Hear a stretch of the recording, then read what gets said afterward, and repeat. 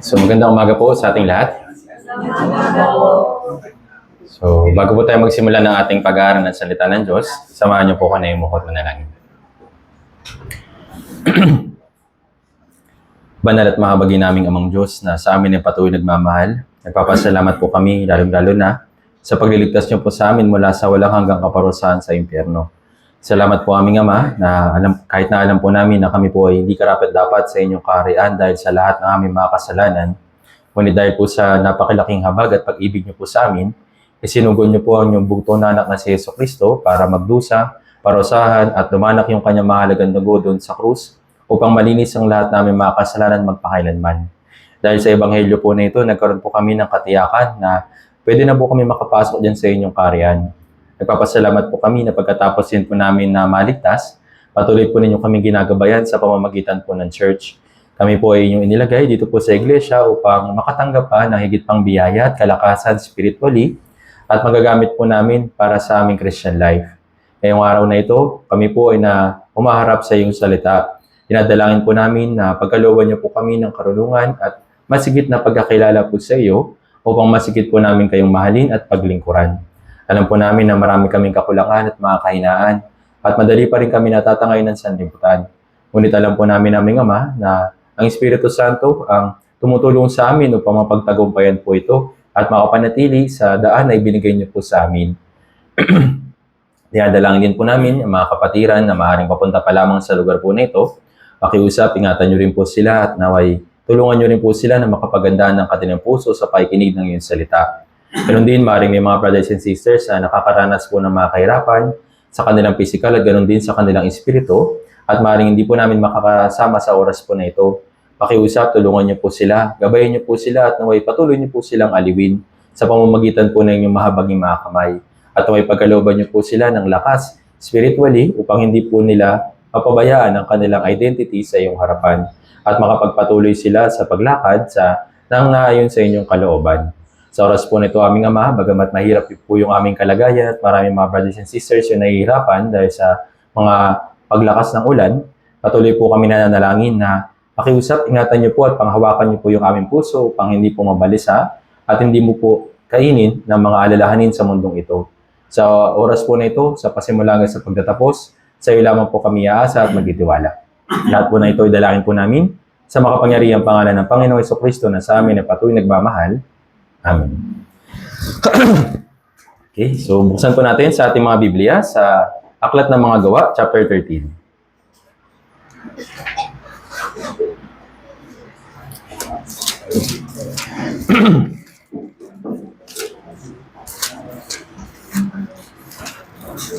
Gawa, chapter 13, babasahin po natin mula verse 21 hanggang 22.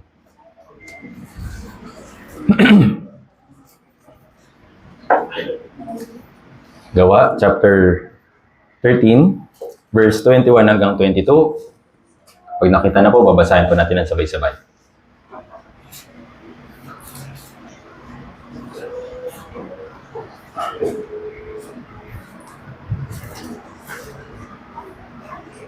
Basahin po natin sa Mga Gawa, chapter 13, verse 21 hanggang 22. Kung nakita na po, babasahin po natin ito ng sabay-sabay, dahan-dahan. Okay. Sige po, basahin po natin mula verse 21 hanggang 22. 3, 2, 1. Pagkatapos ay humingi sila ng hari at ibinigay sa kanila ng Diyos si Saulo na anak ni Kish na isang lalaki sa lipi ni Benjamin na naghari sa loob ng 40 taon. Nang siya'y alisin niya, si David ay ginawang hari nila. Sa kanyang patutuo ay sinabi niya tungkol sa kanya, natagpuan ko si David na anak ni Jesse, puso, nagagawa ng buong kalooban. Pasensya na po at medyo hanggang ngayon inuubo pa rin po ako. Pero bagamat mahirap po yung ating kalagayan, physically at ngayon, panay ulan at nahihirapan po tayo na makapag-usad sa ating Christian life. Pero naniniwala po ako na kahit nasa mahihirap na sitwasyon na ito, yung Diyos, patuloy po tayong pinapatnubayan, patuloy tayong ginagabayan, at patuloy tayong iniingatan. Kahit na, yes, makaranas tayo ng mga kahirapan physically and kahit nasa paligid po natin, yung Diyos hindi po nagbabago yung pag-ibig niya. nananatili yung kanyang dakila at makapangyarihan at maluwalhati na makakamay para gabayan at tulungan po tayo sa kalagayan po natin dito sa mundong ito. At ngayon, binigyan tayo ng panibagong pagkakataon para makapag-aral ng kanyang banal na salita. So alam ko po, yung mga bakanting upuan, maaaring yung mga brothers and sisters, nahirapan din po sila na pumunta po dito. Kaya ipanalangin po natin sila. Tulungan natin sila na kahit na mahirap yung ganitong kalagayan, sana ma-overcome po nila at makasama po natin sa mga susunod po nating gawain. Kasi hindi po, alam po natin na yung panahon po natin o yung season po natin ay talagang tag-ulan. So, kung yung season na ito ay tag-ulan, siyempre dapat physically tayo po yung maganda. And dapat spiritually tayo rin po yung maganda. Naintindihan po. Kasi sa tuwing ganitong mga sitwasyon, dito minsan nasusubok yung ating pananampalataya. Malakas yung ulan, pupunta ba ako o hindi? May fellowship, pupunta ba ako o hindi? Minsan nagdadalawang isip tayo sa mga ganitong klaseng sitwasyon.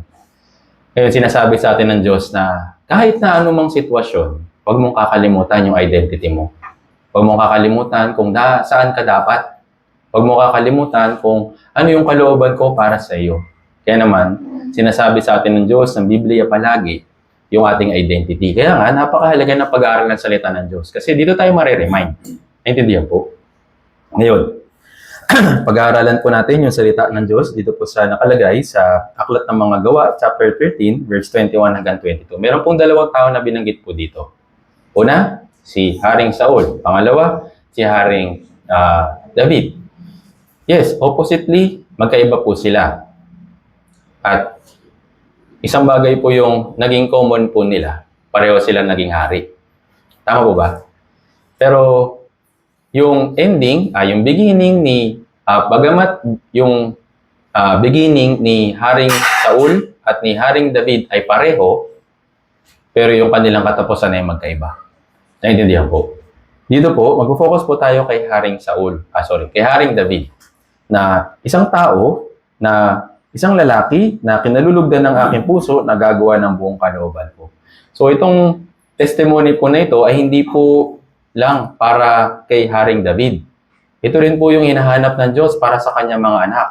Yung kanyang mga anak, sana maging lalaki o Kristiyano na kinalulugdan ng aking puso na gagawa ng buong kalooban ko. Naintindihan po. So, si Haring David, isang mabuting halimbawa para sa atin, para tularan po natin. Naintindihan po. Huwag natin tularan si Haring Saul. Yes, maring sa umpisa, maganda yung beginning niya, pero kalaunan, alam natin kung anong nangyari. Naging trahedya po yung kanyang pagiging hari. Kaya, sa loob ng 40 taon, kumilos yung Diyos kasama niya. Pero pagkatapos nun, ano pong ginawa? Yung Diyos yung nagpahintulot na maging hari si Haring Saul. Tama? Sino rin nagtanggal sa Diyos? Sino rin nagtanggal kay Haring Saul sa pagiging hari? Yung Diyos. Kaya nga sabi dito, nang siya'y alisin niya.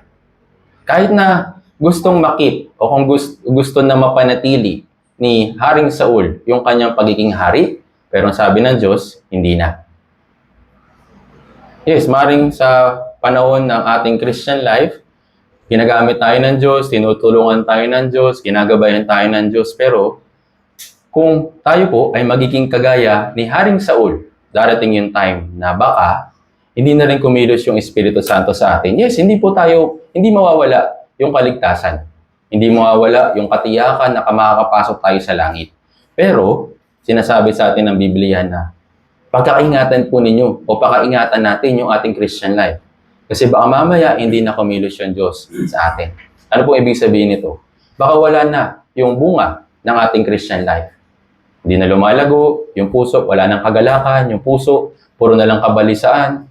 Kapag nakikita yung mga tao sa paligid, hindi na iniisip yung espiritu ng iba, nakafocus na lang sa mga bagay dito sa sanlibutan, wala nang pagkilos ng Espiritu Santo. Kaya kailangan po natin pakaingatan. Naintindihan po. Tandaan natin, may time lang na ibinigay kay Haring Saul para maging hari. Pero nung time na yun, hindi niya naingatan. Kaya ano nangyari? Yung dakila at makapangyarihang posisyon ng pagiging hari sa Israel, inalis sa kanya. Naintindihan po. Kaya naman, sa pagtagal o sa paglipas ng panahon ng ating Christian life, isang buong bagay po ang dapat palagi nating ipinagpipray. Sana gamitin ako ng patuloy ng Diyos. Sana kumilos pa rin siya sa akin. Sana ako ay maging tao na kinalulugdan ng Diyos at tao na gagawa ng buong kalooban ng Diyos. Naintindihan po? Hindi lang basta, sana maka-attend ako, sana makapag-pray ako, sana makapag-fellowship ako at makapag-testimony ako. Yes, kahit naman hindi ligtas, kayang gawin yun. Pero sino po yung mga tao na ginagamit po ng Diyos? Yung mga tao na mayroon ding pagnanais sa puso nila na pakaingatan at gamitin at magamit. Naintindihan po? Kaya naman, si Haring David, yung kanyang puso, bago siya matagpuan ng Diyos na ganito, bago sabihin ng Diyos na siya ay isang lalaki na kanyang kinalulugdan, na isang tao na gagawa ng buong kalooban ko, sa buhay ni Haring David, nakita po ito ng Diyos. Naintindihan po? Kaya kahit na maraming mga talata na nakapaloob kay Haring David tungkol sa Old Testament, pero dito po sa New Testament, natatangi at napakaganda nitong patotoo ng Diyos para kay Haring David. Sabi dito, siya yung nagsabi, sa kanyang patotoo ay sinabi niya tungkol kay David. Naintindihan po? So throughout ng buhay ni Haring David, alam natin na naging dakila siya at meron din siyang pagbagsak, hindi rin siya nalalayo kagaya natin. Meron din siyang kahinaan, meron din siyang mga kakulangan, kagaya natin. Pero sa buong buhay niya, ito yung pinanatili niya. Ako yung tao na gagawa ng buong kalooban ng Diyos at ako yung tao na dapat na maging kalugdan ng Diyos sa kanyang puso. Naintindihan po. Kaya naman, ito rin po yung napakahalaga na maging puso po natin sa harapan po ng Diyos. Kahit na meron tayong kaligtasan, kahit na nananampalataya na tayo sa Diyos, pero hindi po doon natatapos. Hindi lang po doon na, okay, makakapasok na ako sa langit. Pero paano naman kung hindi ka pa makakapasok sa langit? Kung hindi pa pinahintulot ng Diyos na makarating ka doon. Pinahintulutan niya na nandito ka pa sa bundok ito. Anong gagawin mo? Kaya palagi natin tandaan na sa pamamagitan ni Haring David, may kita po natin yung iba't iba mga katangian natin na dapat na magkaroon natin bilang isang Kristiyano. Naintindihan po. So sabi nga dito, si David ay natagpuan ko na anak ni Jesse na isang lalaking na kinalulugdan ng aking puso na gagawa ng buong kalooban ko. So may mga katangian po si Haring David na pag-aaralan po natin at ito rin po nawa yung maging katangian po natin habang nagpapatuloy tayo sa ating Christian life. Yes, hindi man tayo magiging kagaya ng kasing dakila ni Haring David. Hindi man tayo magiging hari habang nandito tayo sa mundong ito. Pero tandaan natin, bilang isang tao sa harapan ng Diyos, pwede po tayo maging kagaya ni Haring David. Naintindihan po. Dito, binanggit siya na hindi siya binanggit na natagpuan ko si David na anak ni Jesse. Hindi siya tinawag na natagpuan ko si David na hari ng Israel. Tama po ba? Bakit ganito yung description ng Diyos tungkol sa kanya? Alam din ni Haring David kung ano lang siya sa harapan ng Diyos. Siya ay anak lang ni Jesse, isang pastol. Hindi niya itinuring yung kanyang sarili na dapat kilalanin na ako'y hari ng Israel. Nung ako ay nanungkulan bilang hari, wala makatalo sa amin. Hindi po ganon. Nakita ng Diyos yung humbleness rin ni Haring David na isang lalaki na anak ni Jesse. Isang bunso o isang bata na anak ni Jesse na gumawa ng buong kalooban ng Diyos. Naintindihan po. Kaya naman, sa harapan po ng Diyos, alam niya yung ating kalagayan. Alam niya yung ating pinagmulan. Alam niya kung paano tayo nagsimula. Kaya naman, sa buhay natin, after nating maligtas, nawa, yung anak ni Jesse ay naging isang lalaki na kinalugdan ng aking puso na gagawa ng buong kalooban ko ng Diyos. Kaya mula sa isang bata lang, naging isang dakilang tao ng Diyos na gumawa ng buong kalooban ng Diyos at yung tao na kinalulugdan ng Diyos. Naintindihan po. So makita natin yung before and after ni Haring David.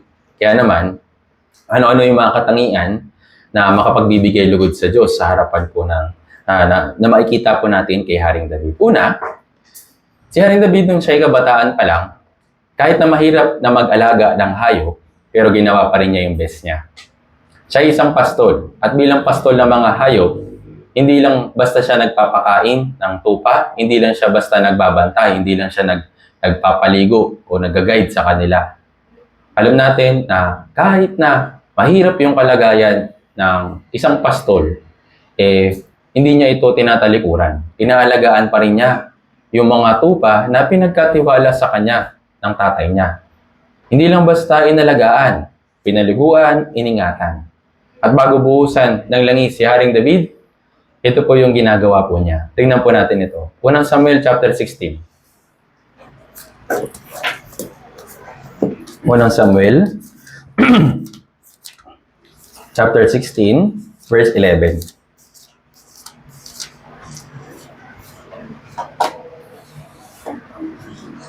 Unang Samuel chapter 16, verse 11. Kung titignan po natin, dito po natin makita kung ano pong ginagawa ni Haring David nung time po na bago siya buhusan ng langis. Unang Samuel chapter 16, verse 11.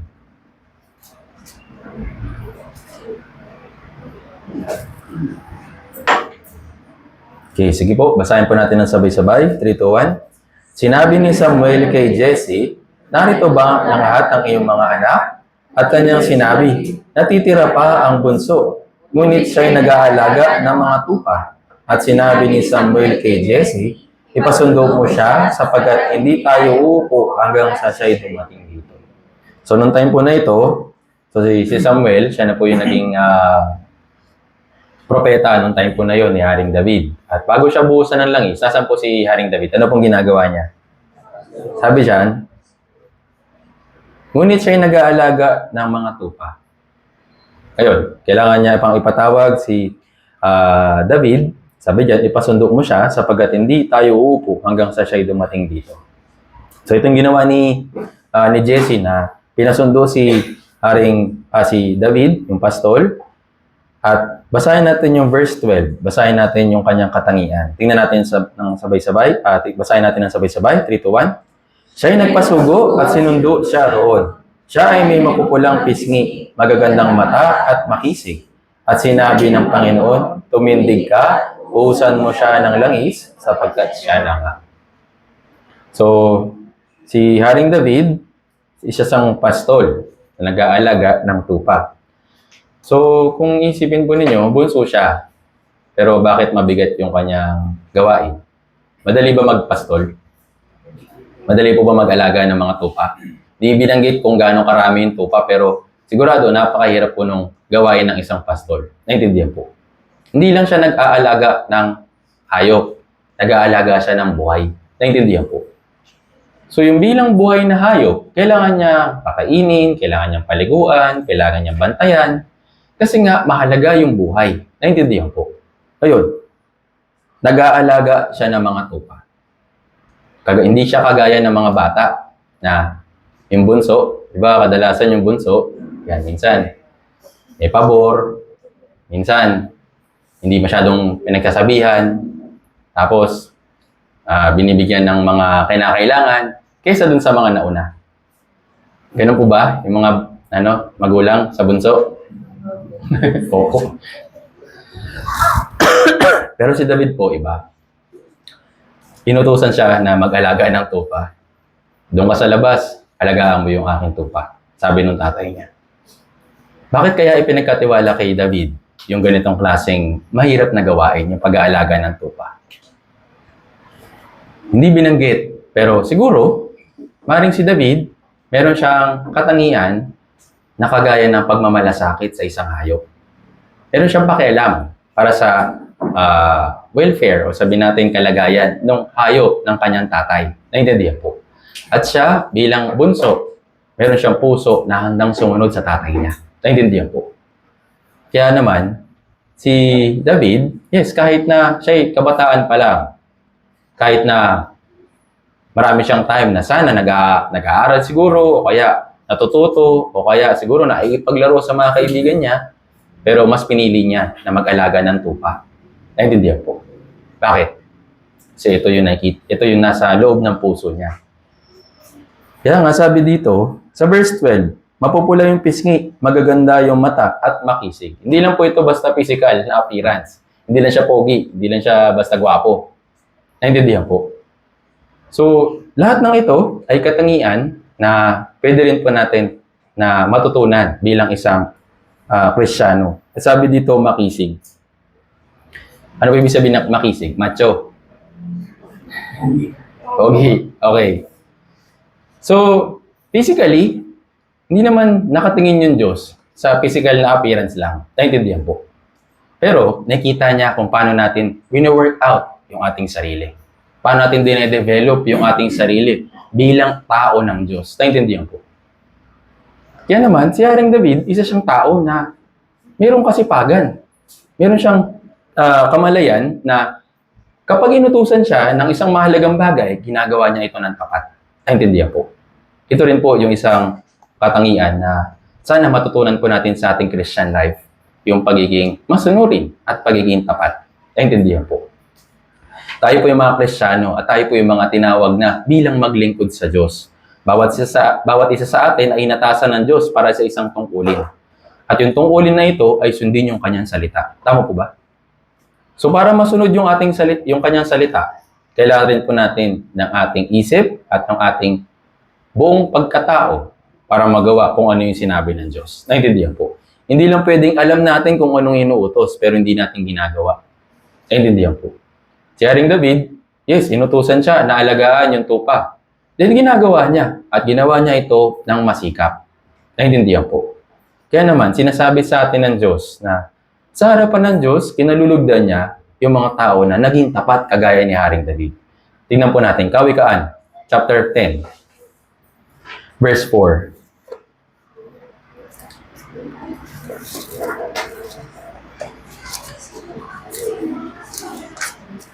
Kawikaan, chapter 10, verse 4.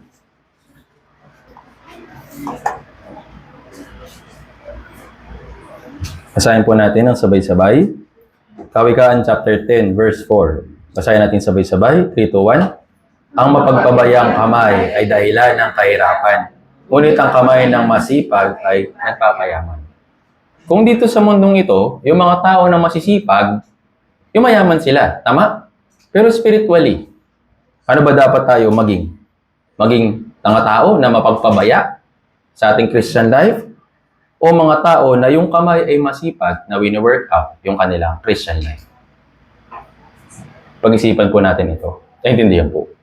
Yes, physically, kung gagawa ka ng mabuti sa trabaho mo, mag-aaral ka ng mabuti, meron po itong benefit para sa iyo. Tama? Pero kung sa Christian life mo, isipin mo na parang wala naman nangyayari. Parang wala namang improvement at parang wala naman na wala naman ako natututunan. So check mo. Mamaya, napakababaw lang ng tingin mo para sa Christian life mo. Siguro, tama na yung magbasa, tama na yung mag-pray, tama na yung mag-testimony, tama na yung umatin sa mga gawain. Then wala na. Sabi dito, yung kamay ng masipag ay nagpapayaman.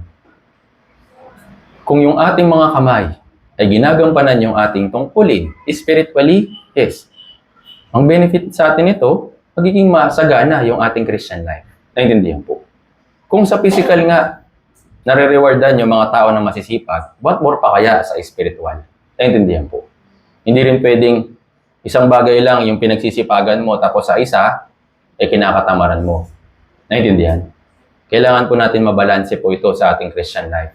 Hindi pwedeng puro trabaho lang tapos walang Christian life. Hindi rin pwedeng puro Christian life pero walang trabaho. Naintindihan po. Kaya kailangan po natin balansehin ito. At sa tulong ng Diyos, magagawa po natin ito.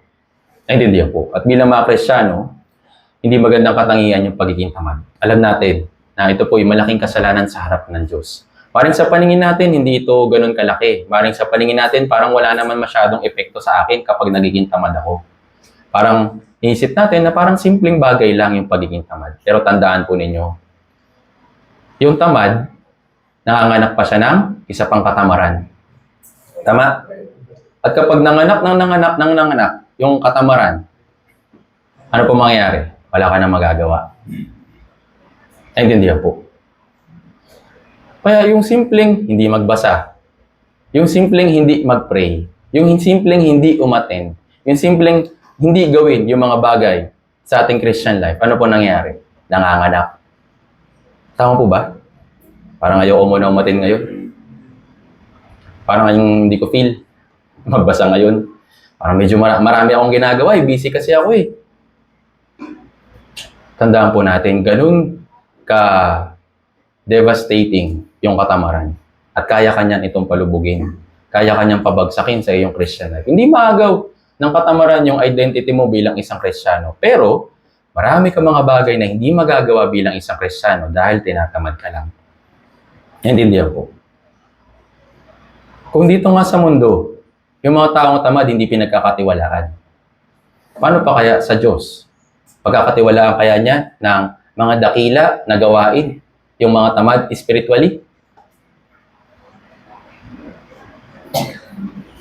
Hindi rin. Naintindihan po. Kaya naman, si Haring David, yes, sa harapan po ng Diyos, nakita niya na siya ay masikap, siya ay nagpupursige, siya ay gumagawa ng kanyang tungkulin kahit na mahirap yung kalagayan. Ito po yung nakita ng Diyos, nakatangian po ni Haring David. Naintindihan po. Kaya naman, para sa atin, kahit nalikas sa atin na maging tamad, pero kaya natin itong ma-workout. Tama po ba? Meron nga akong napakinggan. Sabi, wala naman talagang taong tamad. Meron lang mga tao na ayaw gawin yung dapat nilang gawin. At may mga tao na dun sa gawain na dapat nilang gawin, dahil ayaw nila, hindi rin nila ginagawa. Pero kapag dun sa mga bagay na gusto nilang gawin, napakasipag nila. Tama? Kaya wala talagang taong tamad eh. Mali lang siguro yung posisyon mo kung nasaan ka naroon. Pero kung dun ka ilalagay ng Diyos, dun sa bagay na dapat mong pagsikapan, dapat mong pagsipagan, at kung gagawin natin ito, yes, magbubunga ito para sa atin. Naintindihan po. Dito po sa mundong ito, maraming mga tao na kinikilala na masipag, kinikilala na mga talagang dedicated sa kanilang gawain. Yung pagiging dedicated, hindi po simpleng bagay lang. Yung pagiging dedikado sa isang gawain ay napakahalaga para mapanatili mo yung sarili mo na huwag tamarin. Naintindihan po. Kaya, check nyo po. Maring isipin natin, hindi naman ako tamad. Nagagawa ko pa naman yung mga bagay na kailangan ko gawin bilang isang Kristiyano. Pero tanungin mo yung sarili mo. Dedicated ba ako sa ginagawa ko? O ginagawa ko na lang ito kasi sinabi. Si Haring David, siya po yung tao na yung buong puso niya ay handa na sumunod ng buong kalooban sa Diyos. Naintindihan po. Huwag lang po tayo maging tao na basta gawin lang hanggang sa matapos. Pero yung puso, wala doon. Ito po yung kagaya ng mga ugali ng mga Israelita. Gusto lang nila pagpalain. Pero yung puso nila, malayo sa Diyos. Kaya sabi sa Biblia, di ba? May sigasig sila. Pero hindi ayon sa kaalaman. Naintindihan po. Kaya yung mga Israelita, isa silang, pangit man yung term, pero masamang halimbawa ng mga Kristiyanong unang panahon. Bakit? Gusto lang nila yung convenience. Gusto lang nila yung mga bagay na makakapagpagaan sa kanilang kalagayan. Pero pag dun sa mga mabibigat na bagay, ayaw na nila. Naintindihan po. Kaya naman, kahit na nasan ka man naroroon, sa school, sa work, or kahit na sa bahay, palagi mong bantayan yung sarili mo na huwag maging tamad. Naintindihan po. Yung pagiging tamad, tandaan po natin, magbe-benefit sa laman, hindi sa yung espiritu. Pero kung sisipagan mo, yung katawan mo, mapapasakop, at yung Christian life mo, mas lalong mag-grow. Naintindihan po. Kaya naman, tandaan po natin na sinasabi sa atin ng Biblia, kahit sa Kawikaan, chapter 13, verse 4, yung kaluluwa ng tamad, nagnanasa siya, pero walang nakukuha. Pero yung mga kaluluwa ng masipag, sila'y tusos-susong sagana. Kaya naman, brothers and sisters, hindi mabuti sa harapan ng Diyos yung pagiging tamad. Kahit na ito ay nasa atin, hindi ito pwedeng ma-overtake ng ating Christian life dahil wala tayong anumang magagawa sa harapan ng Diyos kung kakatamaran po natin. Kaya ni Haring David, hindi siya nagpapalipas lang ng oras lang. Hindi siya nagpapagala-gala lang ng pagiging pastol. Inaalagaan niya yung kanyang tupa ng kanyang mga magulang. At alam niya na yung mga bagay na yun ay mahalaga.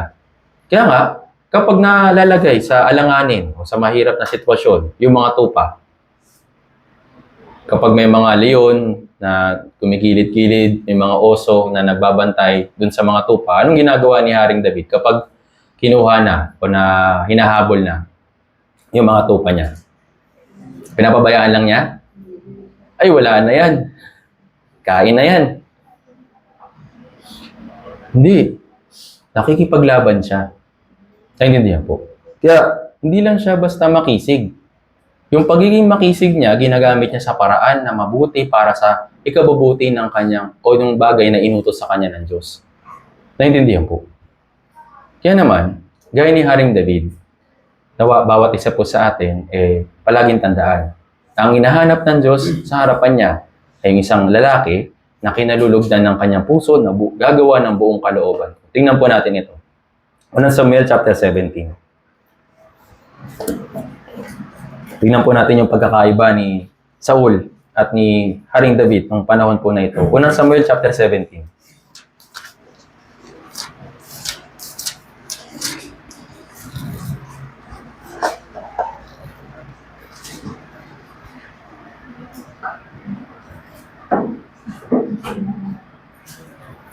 Basahin po muna natin yung mula verse 1 hanggang 3.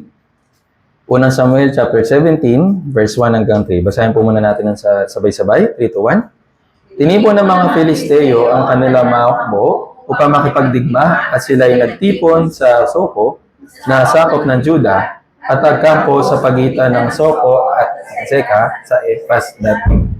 Nagtipon-tipon sina Saul at ang mga Israelita at nagkampo sa libis ng Ela at tumanay sa pakikipagdigma laban sa mga Filisteo. Tumayo ang mga Filisteo sa isang dako sa bundok at tumayo naman sa Israel sa kabilang dako sa bundok na may isang libis sa pagitan nila. So ito nga, si Haring Saul yung time po na ito, siya po yung nanunungkulan bilang isang hari. So ginawa naman niya yung part niya para mag-ready para sa digmaan sa pagitan ng mga Filisteo. Pero alam natin yung kwento. Sino yung pinapunta niya? Ikaw na lang punta. Bigyan na lang kita ng armor, bigyan na lang kita ng sandata, tapos labanan mo yung si Goliath. Si Haring Saul, nasan po siya? Isa siya doon sa mga natatakot. Alam niya na malaki si Goliath. Alam niya na physically, kung maglalaban sila one-on-one, talo talaga siya. Tama po ba? Kaya nag-prepare siya, pero hindi naman siya lumusog. Naintindihan po. Kaya naman, minsan ganito rin. Nagiging kagaya tayo ni Haring Saul. Alam natin na meron tayong tungkulin bilang isang Kristiyano. Pero kapag nakita natin na mahirap yung kalagayan, nagba-back out tayo. Minsan nag-play safe. Teka lang, mapahamak ako. Teka lang, baka maging alanganin ako. Teka lang, baka ganito. Teka lang, baka ganyan. Yes, alam natin na kailangan natin makipaglaban. Kagaya ni Haring Saul. Pero na pong ginawa niya, nagtuturo pa siya ng iba. Ikaw na lang, David.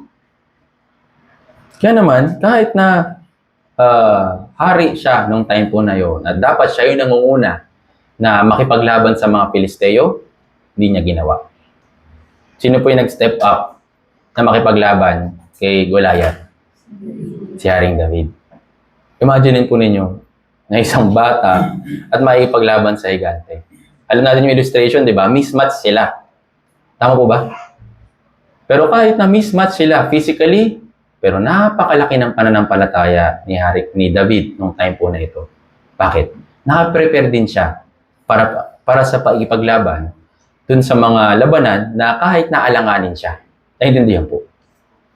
Paano siya nakipaglaban? Paano siya nag-prepare? Tingnan po natin ito. Unang Samuel, chapter 17, verse...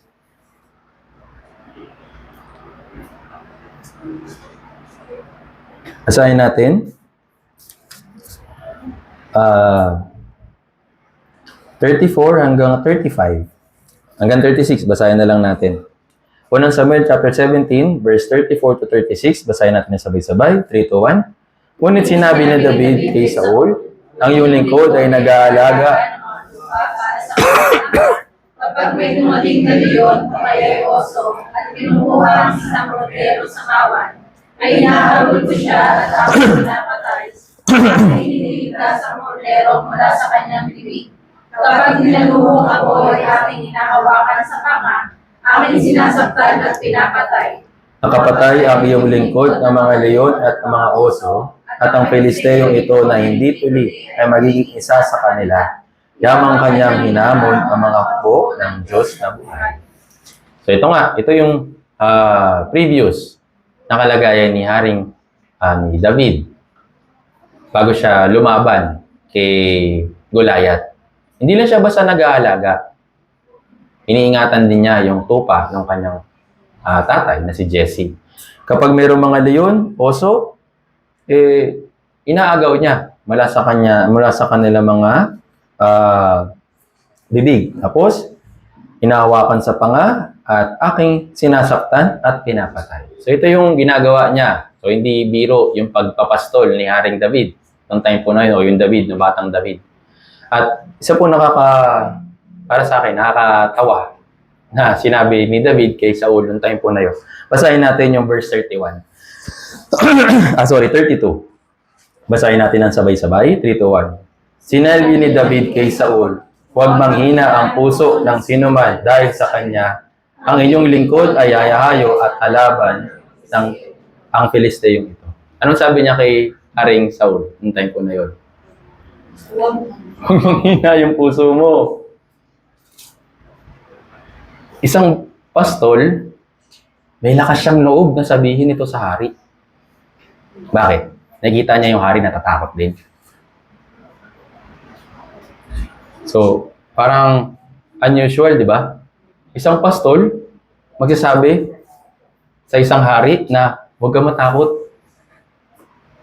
Kung papairalin ni Haring Saul yung pagiging hari niya, parang sabihin, sino natatakot? Ako sinasabi mong duwag, baka patayin kita. Tama po ba? Pero sabi niya, huwag manghina ang puso ng sinuman. Ako yung lalaban para sa kanila. Kasi yung mga Israelita, pati na rin si Haring Saul, alam nila yung kalagayan nila sa harapan ni Goliath. Talagang matatalo sila. Tama? Pero si Haring David, saan siya nakatingin? O kanino siya nakatingin? Dun sa Diyos na tumutulong sa akin habang pinapatay ko yung mga oso, habang sinasaktan ko yung mga leon, sa kanya ako nakatingin, hindi ako tumitingin diyan kay Goliath.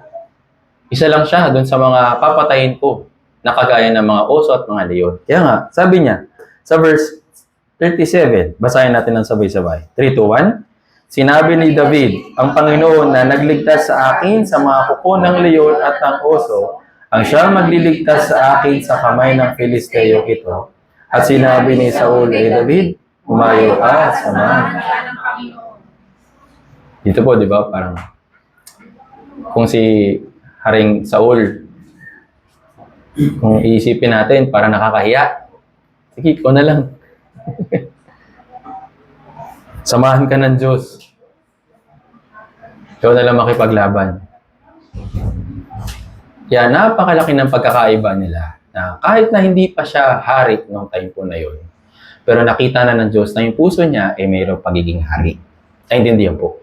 Wala man sa posisyon, pero yung puso niya, kagaya ng isang hari. Bakit? Hindi siya natatakot. Handa siya na ipagtanggol yung kanyang kababayan. Handa siya na makipaglaban kahit na ang kapalit ay yung kanyang buhay.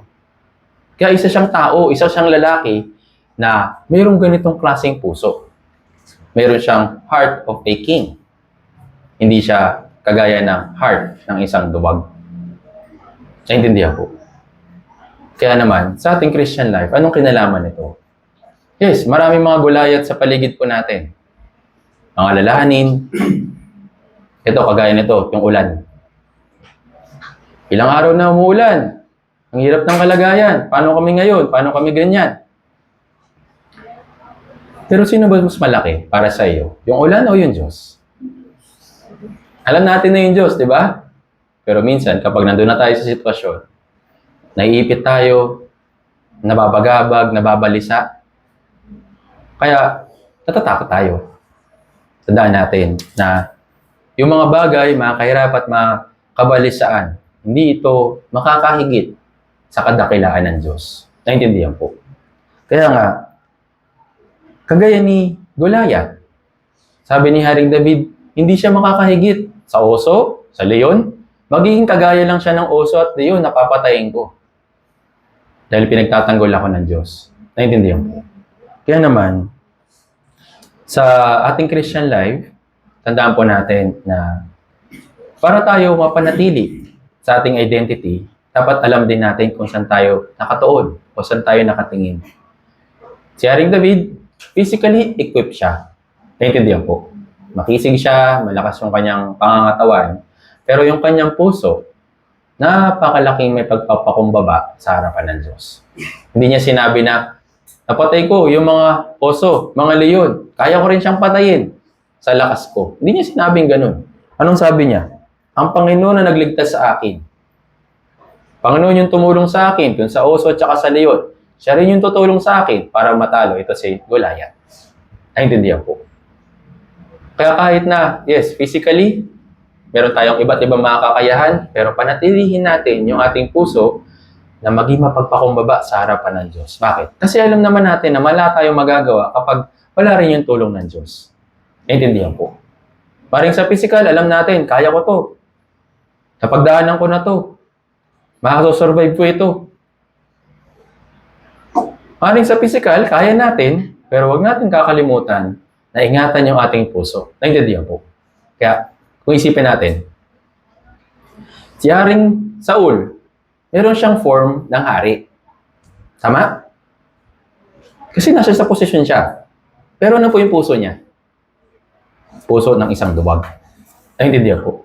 Pero si David, noong time po na yun, physically, siya isang pastol. Tama? Pero sa kanyang puso, meron siyang puso na kagaya ng isang hari. Naintindihan po. Kaya hindi problema yung panlabas. Kadalasan, minsan na aalangan tayo, nababalisa tayo kasi sa puso natin. Nagbabalisa, natatakot, at para bang wala nang magagawa. Pero tandaan po natin na kung yung ating puso ay nakatingin sa Diyos, kung yung ating puso ay nakatuon sa Kanyang pangako, yes, magagawa natin lampasan yung iba't ibang mga pagsubok na maaaring na-experience natin habang nandito tayo sa mundong ito. Naintindihan po. Ito po yung malaking pagkakaiba ni Haring Saul that time at yung David na pastol. Naintindihan po. Kaya naman, tayo po, brothers and sisters, tayo po yung mga anak ng Diyos. Yes, physically, sa harapan ng ibang tao, maaaring baliwala lang tayo. Hindi naman tayo kinikilala, hindi naman tayo ina-acknowledge bilang anak ng Diyos. Tama po ba? Hindi man tayo pinapapurihan. Hindi naman tayo ginagalang.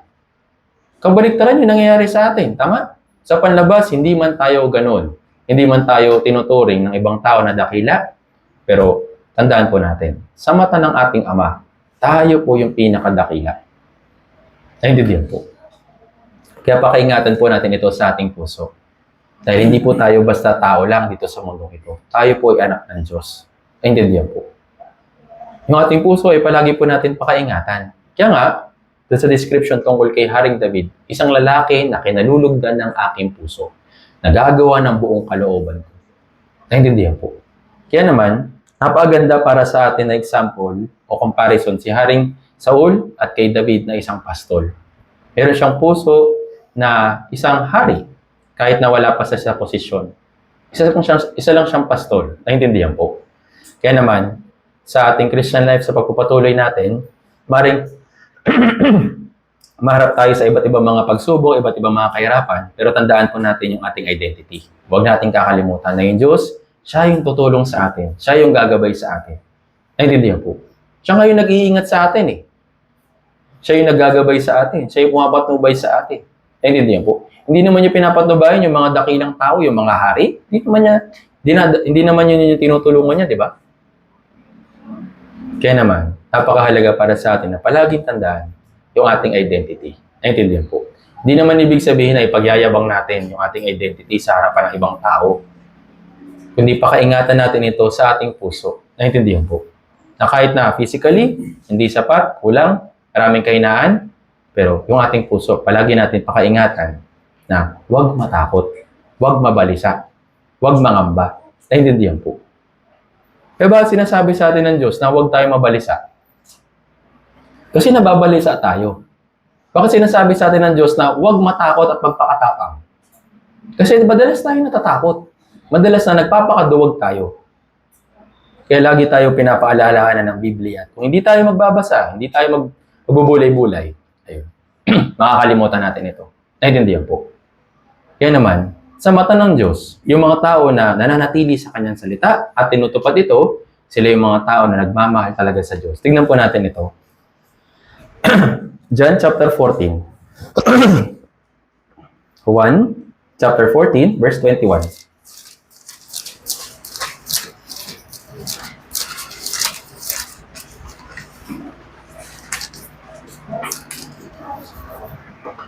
Basahin po natin. John o Juan, o Ebanghelyo ni Juan sa New Testament, verse 21. Basahin po natin ang sabay-sabay. Kung nakita na po.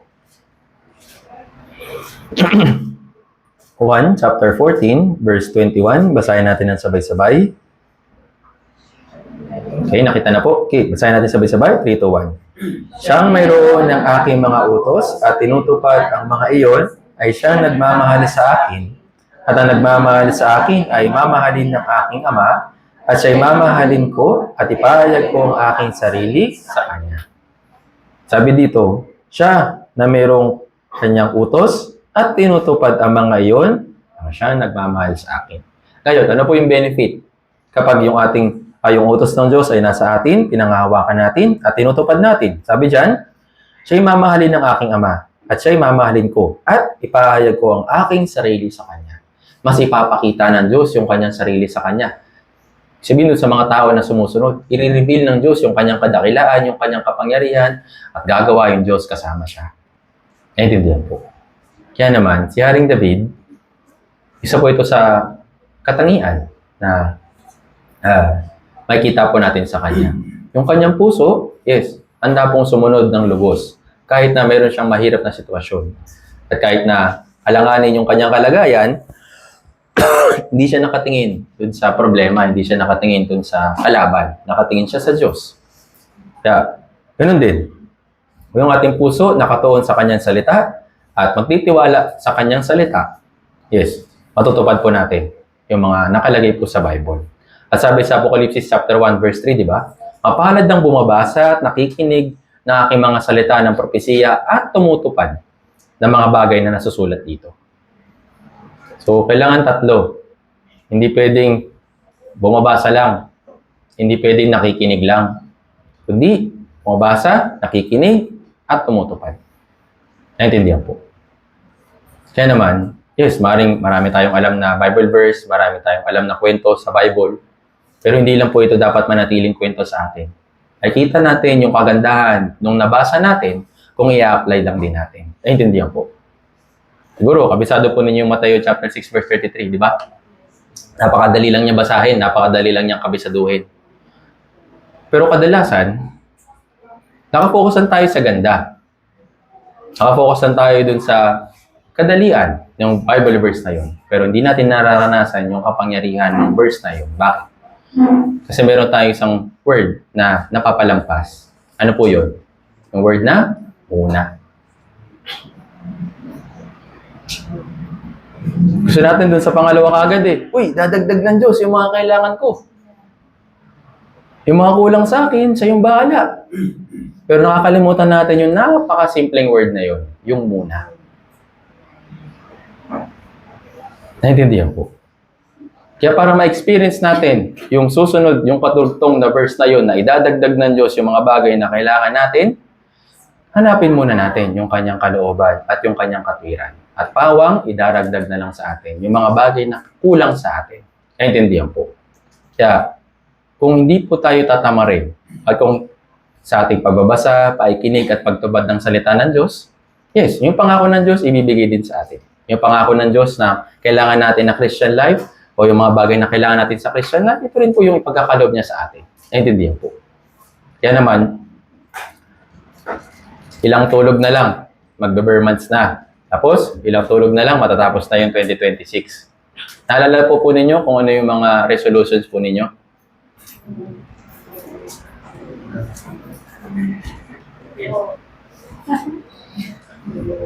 Sa unang taon, di ba, excited tayo.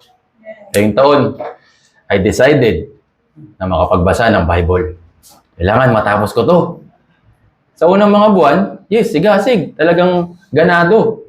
Pero habang tumatagal, minsan, yan, naiipit na tayo sa sitwasyon, naiipit na tayo sa pagiging busy, kaya unti-unti nating nalalaktawan. Hindi naman punto dito na makapagbasa lang. Naintindihan po. Hindi lang punto dito na matantosan mo lang parang bingo.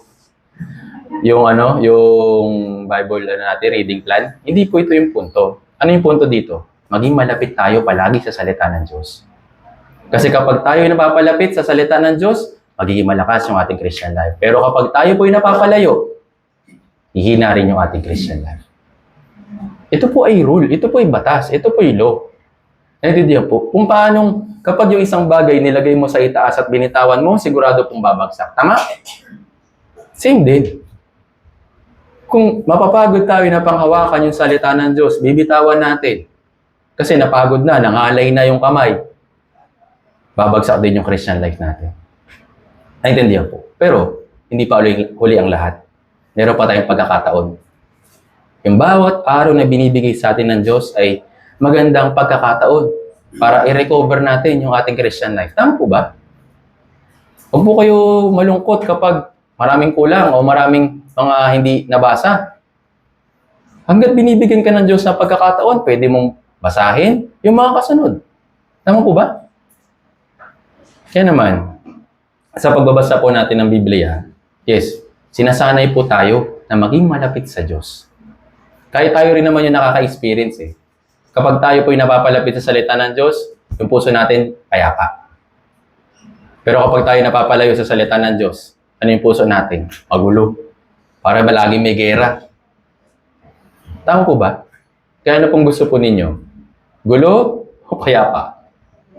Siyempre, dapat kapayapaan. Tama po ba? Mahanap po natin ito sa salita ng Diyos. Naintindihan po. Hindi nito ipinangako sa atin na aayusin niya yung sitwasyon natin. Pero, pinangako niya sa atin na tayo po ibibigyan ng kapayapaan kung magiging malapit tayo sa Kanya. Naintindihan po. Kaya naman, kagaya po ni Haring David, pinanghawakan niya yung pangako ng Diyos na kahit nasa tuwing na tinatalo niya yung mga oso, mga leon, naniniwala siya na yung Diyos din yung tutulong sa akin para talunin si Goliath. Ngayon, natalo niya o hindi? Natalo niya. Tama po ba? Dahil ba malakas siya? Dahil ba magaling siyang bumato ng tirador? Lahat ng yun ay dahil sa kapangyarihan po ng Diyos. Naintindihan po. Lahat ng yun ay dahil sa guidance ng Diyos. Lahat ng yun ay dahil din sa sigasig ni Haring David. Kaya kapag nag-meet ito, mayroong tagumpay. Mayroong tulong yung Diyos, okay? Palaging may tulong yung Diyos, brothers and sisters. Pero kung kakatamaran natin, yung tulong ng Diyos, hindi natin makukuha. Naintindihan?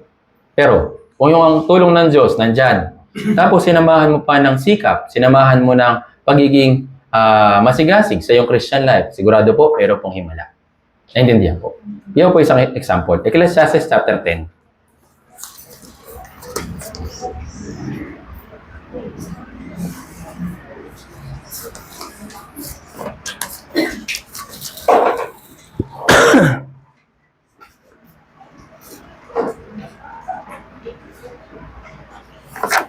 Ecclesiastes chapter 10, verse 18.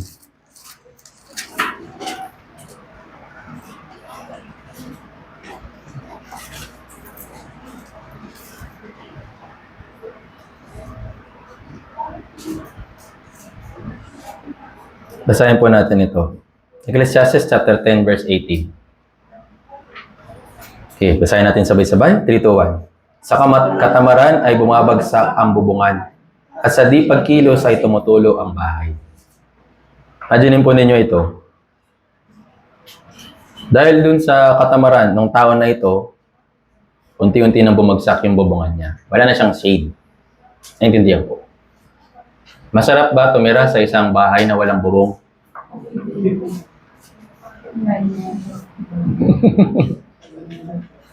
So masarap ba tumira dun sa bahay na puro tulo? Stressful po yung tama po ba? Mahirap yung kalagayan kapag ganun. Pero bakit bumagsak yung bubungan? Bakit may mga tulo sa bahay?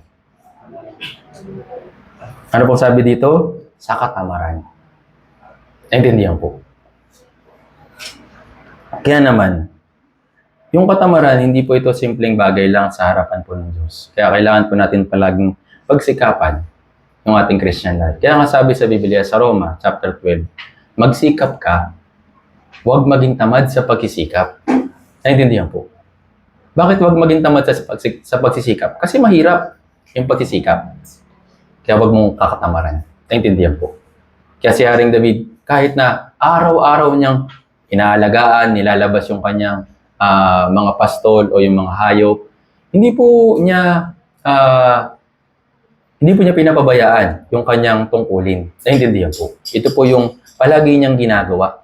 Kaya sabi kanina, di ba, sa binasa natin sa verse 34, ang iyong lingkod ay nag-aalaga ng mga tupa para sa kanyang ama.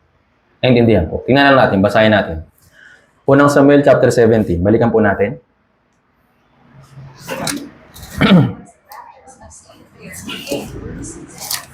Unang Samuel chapter 17.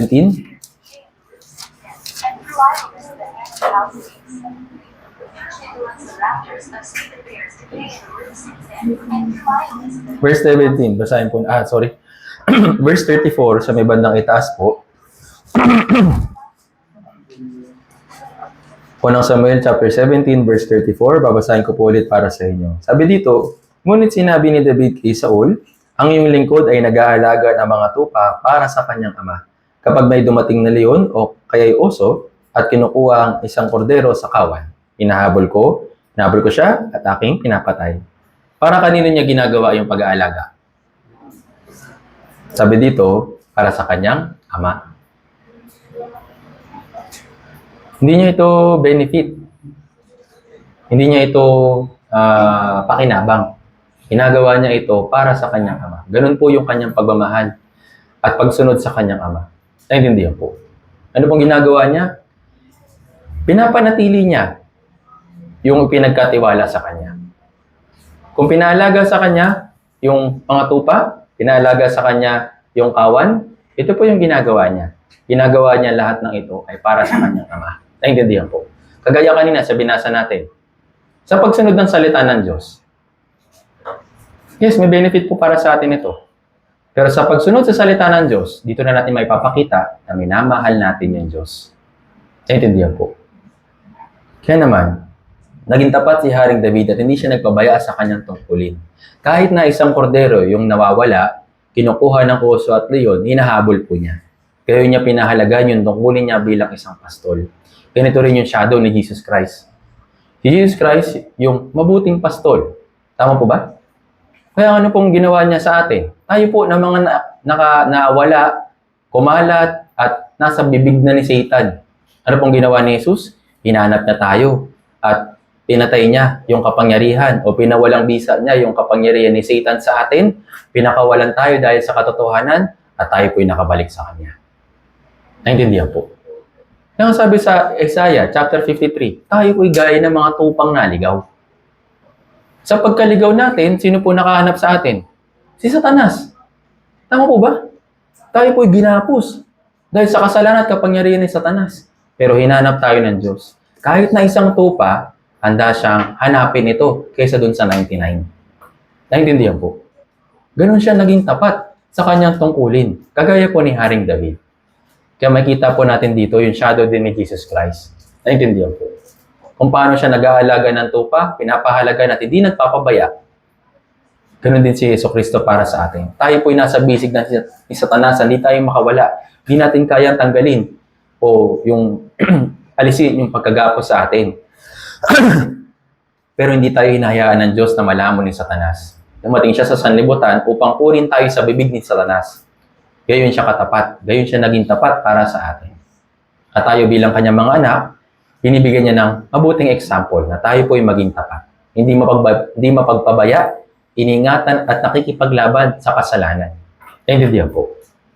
Kaya naman sa pagbabasa, hindi lang dapat nagbabasa, hindi maging tapat sa pagbabasa.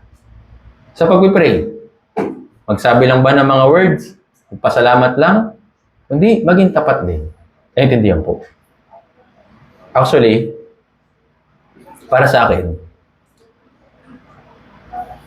isa sa mga checkpoint kung maayos yung Christian life ko o hindi, kung gaano ako kadalas mag-pray at kung gaano kahaba yung pinag-pray ko. Pansin po ninyo, kapag bagsak yung Christian life mo, napaka-iksi mo lang mag-pray. Tama ba? Salamat Diyos, may pagkain kami. Salamat kasi hindi mo kami pinapabayaan. Sana tulungan niyo po kami ngayong araw. In Jesus' name, Amen. Pero pag yung Christian life natin, malapit sa salita, nagiging tapat, napakarami nating pinag-pray. Tama po ba? Napakahaba ng prayer. Hindi na natin namamalayan, uy, ang haba na pala ng pinag-pray ko. Kaya isa po para sa akin, isa po sa barometer o sukatan para sa akin ng maayos na Christian life kung gaano ka din kalapit sa fellowship mo sa Diyos. Naintindihan po. Kung simple lang na mag-pray, simple lang magbasa, simple lang na mag-testimony, actually kayang gawin ito ng mga tao sa labas na hindi ligtas. Mas masigasig pa nga sila sa gawain na yun eh. Pero ano pong pinagkaiba natin? Tayo po yung mga tao na mayroong malapit na ugnayan sa Diyos. Naintindihan po. Hindi lang po basta nakakakilala sa Diyos. Hindi lang basta sinatawag yung Diyos. Yung maraming mga tao, yes, kilala si Jesus Christ bilang tagapagligtas. Pero hindi nila kinikilala si Yesu Cristo bilang Panginoon. Alam niyo po ibig sabihin ng Panginoon? Alam niyo po? Siya yung Panginoon ng buhay. Master, tama po ba? Yes, tinatawag natin yung Diyos na Panginoon. Pero sa buhay ko ba, siya rin ba yung nangunguna? Siya rin ba yung nagmamaneho? Or isa lang siya sa pasahero? Diyos, ako na magmamaneho. Kaya ko to. Kung tinatawag mo siyang Panginoon, yes, kailangan po natin na ipakita na siya yung Panginoon sa buhay natin. Hindi lang siya basta tagapagligtas. Naintindihan po. Kaya nga, kung makikita po ninyo sa mga katangian po ni Haring David, kapag nalalagay siya sa sitwasyon na alanganin, sa 1 Samuel chapter 23, meron silang pakikipaglaban, sumasangguni muna siya sa Diyos. Bakit? Alam niya na wala siyang kakayahan. Alam niya na kulang kung ano mang meron siya, yung resources na meron siya, kahit na hari na siya. At kahit na sabihin natin na meron naman siyang kakayahan para talunin yung mga kalaban niya, pero palagi siyang sumasangguni sa Diyos. Kaya ang tawag niya sa Diyos, Panginoon ko. Naintindihan po. Kaya naman, siya yung naging tapat bilang isang alagad. Siya yung naging tapat na sumunod sa kalooban ng Diyos. Kaya sabi kanina dun sa verse na binasa natin sa Gawa chapter 13 verse 22, di ba? Na siya isang lalaki na gagawa ng buong kalooban ko. Ano pong ibig sabihin ng buong kalooban ko? Buong kalooban ng Diyos, hindi yung kalooban niya. Ito rin po ay shadow ni Jesus Christ, di ba? Kahit na meron siyang karapatan na huwag gawin yung pagliligtas doon sa krus. Pero ang sabi niya, hindi ang nais ko, kundi ang nais mo. At sana yun yung masunod ko, yung kalooban mo, hindi yung kalooban ko. Naintindihan po. Kahit na alam niya na masasaktan siya, kahit na alam niya na mahihirapan siya doon sa krus, pero lahat ng yun ay tinanggihan niya. Bakit? Kasi ang nasa puso niya ay yung kalooban ng Diyos, hindi yung kalooban niya. Naintindihan po. Kaya naman, si Haring Saul ay may kabaliktaran ni Haring David. Palaging si Haring Saul, yung kalooban niya, yung sinusunod niya. Pero si Haring David, kalooban ng Diyos yung kanyang sinusunod. Naintindihan po. Kaya nakita siya ng Diyos na isang lalaki na gagawa ng buong kalooban ko. Naintindihan po. Kaya nga, itong katangian na ito, gusto rin ni Haring David na matutunan ng kanyang anak na si Solomon. Naintindihan po. Nais niya na, Solomon, kapag ikaw yung naging hari, kapalit ko, sana ito rin yung maging katangian mo. Sumunod ng lubos sa Diyos ng buong kalooban. Huwag ka magpapabaya. Gawin mo kung ano yung inuutos sa'yo ng Diyos. Kaya sa umpisa, ganun po yung ginawa ni Haring Solomon. Tama po ba? Pero kalaunan, bumagsak din siya sa mga kasalanan na hindi dapat ginawa o ginagawa ng isang hari. Tingnan po natin yung pasimula ni Haring Solomon. Nagkaroon siya ng karunungan ng Diyos, di ba? Sa umpisa, okay siya. Pero kalaunan, na hindi siya naging tapat sa pagsunod sa kalooban ng Diyos sa bilin ng hari. Unang hari, at chapter 8.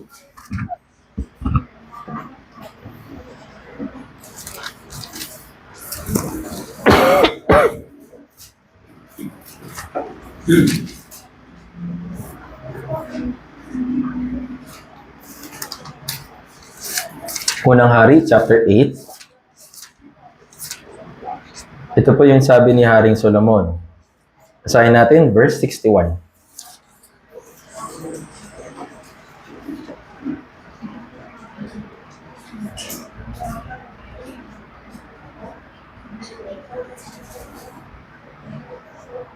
Basahin po natin, 3, 2, 1. Kaya maging tapat nawa ang iyong puso sa Panginoon nating Diyos, na lumakad sa kanyang mga tuntunin at sundin ang kanyang mga utos gaya ng sa araw na ito. So ito yung pasimula niya. Sinasabi niya sa mga Israelita na ito yung gagawin natin. Naintindihan po. Kaya naging tapat siya sa umpisa. Kaso nga lang, kalaunan, alam po natin na yung tatlong mahalagang bagay ng pagiging hari ay hindi niya naingatan. Alam niyo po kung ano yung tatlong bagay na hindi pinapahintulot ng Diyos sa isang hari? Tingnan po natin. Deuteronomy chapter 17.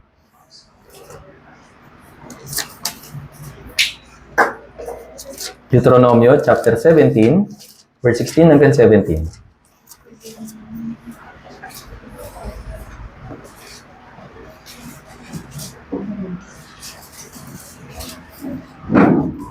Basahin na rin po natin para makita po natin. Deuteronomy chapter 17, verse 14 hanggang 17.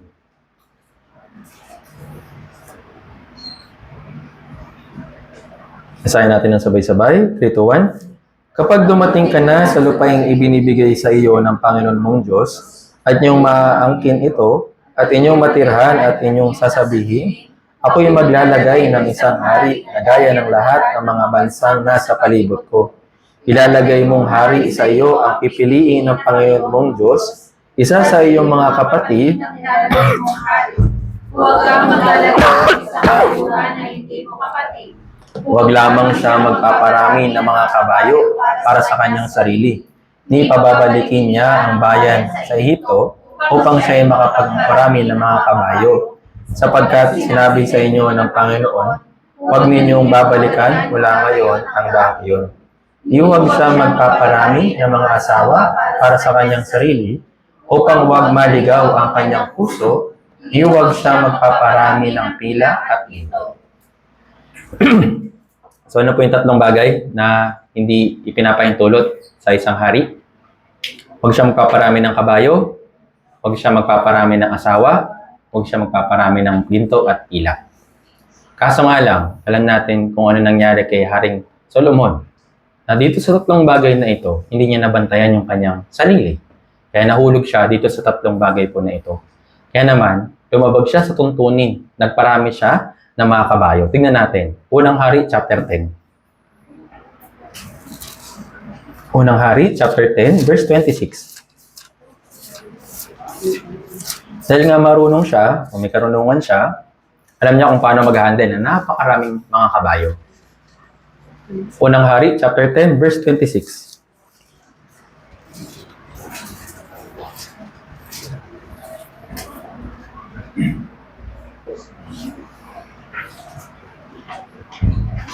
Basahin po natin. Unang Hari, chapter 10, verse 26. 3, 2, 1. Nagtipon si Solomon ng mga karwahe at ang mga bayo. Siya'y may 1,600 na tubig ng mga bayo na kanyang inilagay sa mga lunsod para sa mga karwahe at mayroon ding kasama ng hari sa Jerusalem. Ilan daw po yung mga kabayo niya at mga kabayo? 1,400 na mga karwahe. Then, 12,000 mga kabayo. 12,000. So, ano pong sabi ng Diyos? Wag. Ano po ibig sabihin nito? Ayaw ba ng Diyos sa kabayo? Kilit ba siya sa mga kabayo? Kaya ayaw niya na yung mga hari sa Israel walang maraming kabayo. Yung kabayo po nagre-represent sa kalakasan or strength. Kung marami kang kabayo o mga kabayo, mas malakas yung firepower mo o soldier mo. Kasi advantage ito. Pero bilang isang hari ng Diyos, hindi siya dapat umasa sa kakayahan niya o kakayahan ng resources niya. Naintindihan po. Hindi sa ayaw ng Diyos yung kabayo. Ayaw ng Diyos na yung ating puso umasa sa ibang bagay o sa ibang mga resources. Naintindihan po. Ayaw rin niya na tayo po'y umasa sa ating sarili. Kaya nga sabi sa Biblia na huwag tayong magmarunong sa ating sarili. Huwag natin pairalin yung ating sariling kaisipan. Bakit? Lahat ng ito ay di makakabot sa karunungan ng Diyos. Naintindihan po. So, hindi po ibig sabihin na ayaw ng Diyos sa kabayo, okay? Ayaw lang ng Diyos na yung puso ng isang hari umasa dun sa kapangyarihan ng mga hukbuk niya. Kundi, umasa pa rin sa kapangyarihan ng Diyos. Naintindihan po. Pangalawa, ano pong sabi ng Diyos? Huwag ka magpaparami ng asawa. So, alam natin yung kwento na nagparami siya ng asawa. At dun sa kalagayan po na ito, alam po natin kung ano nangyari. Tingnan na lang natin. Unang Hari, chapter 11, verse 1 hanggang 4. So, abante lang po tayo sandali. So, pagkatapos niya na magparami ng kabayo, ano pong kasunod? Nagparami siya ng asawa. Unang Hari, chapter 11, verse 1 hanggang 4. Basahin natin sabay-sabay. 3, 2, 1.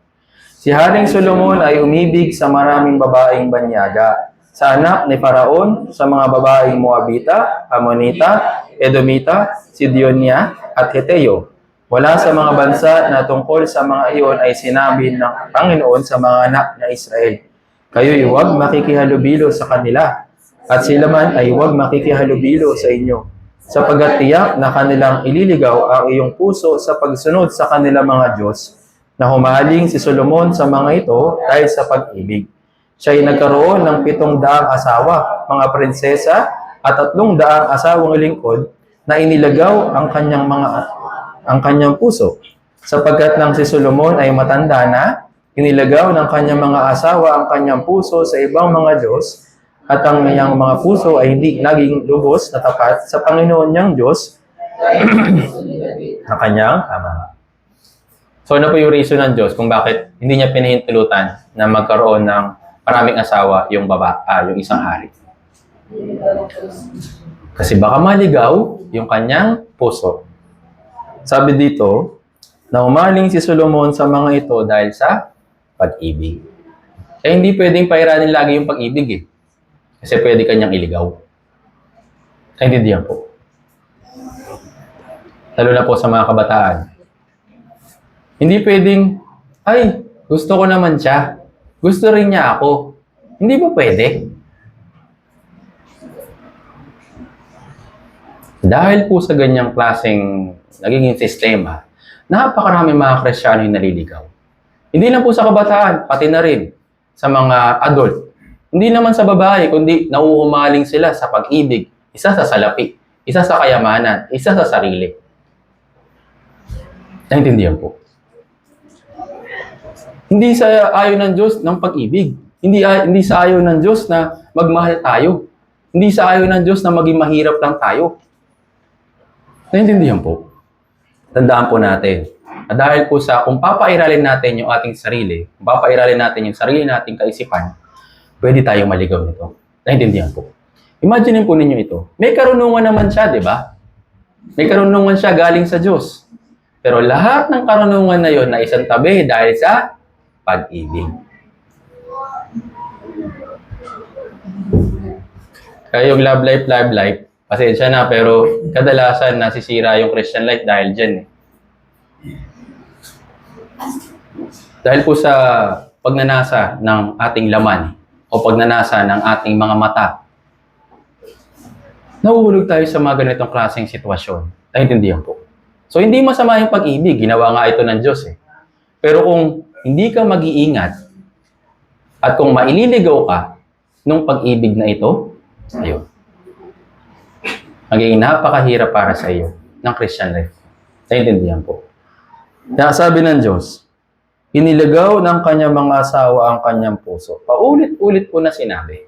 Iniligaw ng mga asawa yung puso ni Haring Solomon. At yung puso niya, hindi na naging kagaya ng puso ni Haring David. Ano pong sabi sa huli? At ang kanyang puso ay hindi naging lubos na tapat sa Panginoon niyang Diyos, gaya ng puso ni David, ang kanyang ama. Naintindihan po. Kaya naman, palagi dapat natin pakaingatan yung ating puso. Sabi ng Diyos na buong puso mo kong mahalin, buong puso mo kong paglingkuran, buong puso mo ako na pakaingatan.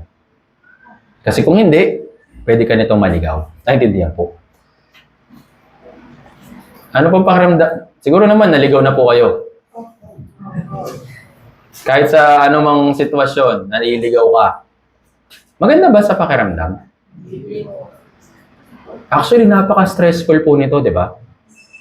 Kasi alam mo yung destination mo pero wala ka doon. Tama po ba?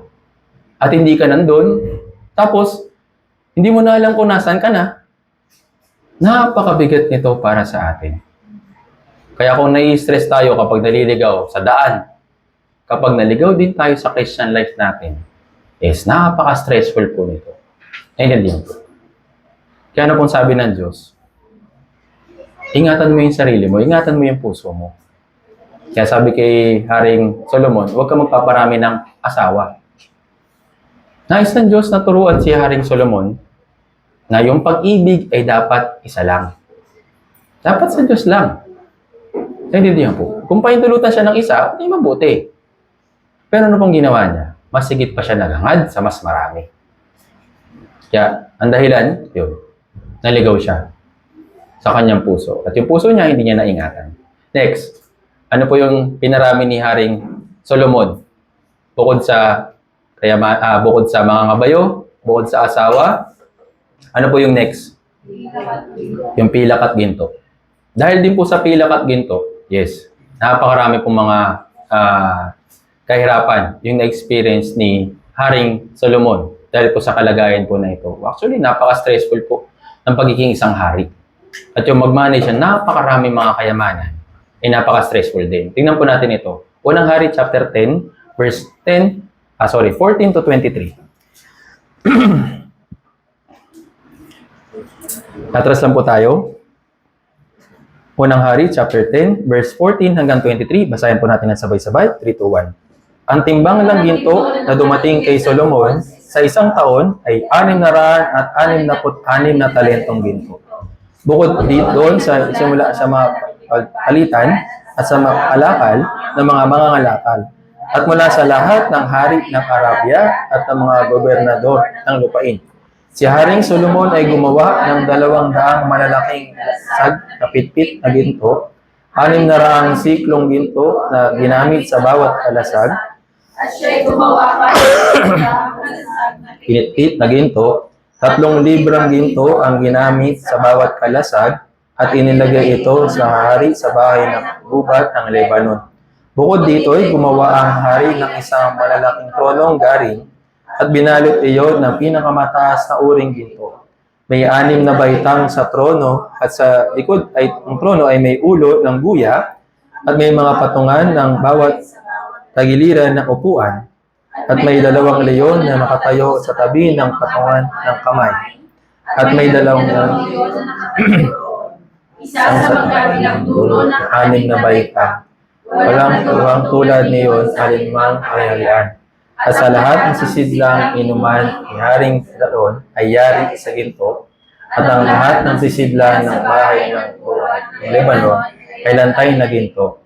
Walang yari sa pilak sapagkat hindi mahalaga iyon sa mga araw ni Solomon. Sapagkat ang hari ay may mga sasakyang pandagat na yari sa Tarsis na kasama ng mga sasakyang dagat ni Hiram. Minsan sa bawat 3 taon ay dumarating ang mga sasakyang nangyari sa Tarsis na nagdadala ng gusto, pilak, galing, mga unggoy at mga paboriyan. Sa gayoy, si Haring Solomon ay nakakahigit sa lahat ng mga hari sa daigdig sa kayamanan at karunungan. Kung imaginein po natin yung itsura nung upuan ni Haring Solomon that time, sabi dito, di ba, wala pang trono na nagawa ng kagaya noon. Bakit? Yung ginto ay sobrang common para sa kanya noong time po na yon. Yung pilak nga, hindi na pinapansin. Kaya sobrang dami ng kanyang pilak. Sobrang dami ng kanyang ginto noong time po na yon. Kaya nga, mas nagpakaabala siya sa pagtatayo ng mga bagay na may kinalaman lang sa kanya. Binibuild up niya yung panlabas sa halip na pag-isipan kung paano siya susunod sa kalooban ng Diyos. Actually, ganun din po yung kapangyarihan ng kayamanan. Kapag inibig natin yung kayamanan, sa halip na maglingkod sa Diyos, ang pinaglilingkuran natin ay kayamanan. Kaya nga sabi ng mga tao dito sa sanlibutan, alipin ka ng salapi. Bakit? Sa halip na paglingkuran, yung dapat paglingkuran, naglilingkod lang sila sa dapat na pinaglilingkuran sila. Yun yung purpose ng pera para sa atin, di ba? Siya yung dapat nating gamitin, hindi yung gagamitin tayo ng pera. Kaya naman, si Haring Solomon that time, sa halip na pag-isipan ng maigi kung ano yung mga bagay na ikalulugod ng Diyos, gumawa siya ng mga bagay na nakakalugod lang sa kanyang paningin. Napakaganda nga naman ang trono niya. Yung bawat baitang may mga leon na ginto. Imaginin po ninyo yun. Kaya kapag nahuhulog tayo sa mga ganitong klaseng sitwasyon, palagi nating tandaan na, hindi masama yung resources, hindi masama yung kailangan po natin dito sa mundo. Pero kailangan nating bantayan yung ating puso. Bakit? Dahil dyan sa puso na yan, pwedeng matangay ng salapi. Kaya tingnan po natin. Unang Timoteo chapter 6.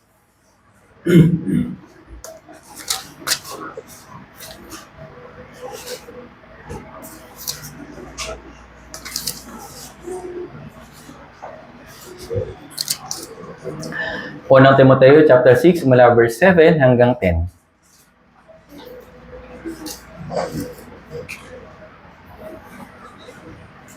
Basahin po natin. Unang Timoteo chapter 6 verse 7 hanggang 10. Basahin natin sabay-sabay. 3, 2, 1. Sapagkat wala tayong dinalang anuman sa sanlibutan at wala rin naman tayong mailalabas na anuman. Ngunit kung kayo'y may pagkain at damit, masiyahan na tayo sa mga ito. Ngunit ang mga nagnanais yumaman ay nahuhulog sa tukso at nabibitag sa maraming hangal at nakakapinsalang pagnanasa na siyang naglulubog sa mga tao sa pagkawasak at kapahamakan. Sapagkat ang pag-ibig sa salapi ay ugat ng lahat ng uri ng kasamaan. Ang ilang nagnasa rito ay napalayo sa pananampalataya at tinusok ang kanilang mga sarili sa maraming kalungkutan. Kaya sinasabi ng Diyos kay Haring Solomon, huwag ka magpaparami ng kayamanan. Bakit? Dahil sa pag-ibig sa salapi, yung mga nagnasa dyan ay napalayo na sa pananampalataya. Kaya hindi masama yung pera. Pero ano po yung nagiging masama? Yung pag-ibig sa salapi. Naintindihan po. Kung yung puso mo natatangay na ng salapi, yung puso mo natatangay na ng mga kayamanan sa mundong ito, sinasabi dito, tinutusok mo yung sarili mo ng maraming kalungkutan. Di ba kapag mas mayaman, mas maraming stress? Kaya si Haring Solomon, hindi na siya magkanda-ugaga sa pagdating ng mga kayamanan sa kanya. Bawat taon, ba? Sabi kanina, bawat taon may pumupuntang mga barko-barko na mga ginto sa kanya. Hindi na niya alam kung saan mapaglagyan. Ano sabi ng Diyos sa kanya? Huwag ka magpaparami ng ginto. Hindi dahil masama yung ginto. Hindi. Dahil sa ginto na yan, pwedeng mapalayo yung pananampalataya mo. Bakit? Maayos na yung sitwasyon eh. At hindi na umaasa sa Diyos. Hindi na nagtitiwala sa Diyos. Nakaasa na lang sa resources. Naintindihan po. Kaya naman, si Haring Solomon, nabighani sa mga kayamanan sa panlabas. Sa karamihan ng kabayo, sa babae, tapos sa kayamanan, na tatangay po yung puso niya. Naintindihan po. Pero sinasabi sa atin ng Diyos na palagi natin pakaingatan. Tingnan natin. Awit 62. Awit 62, verse 10.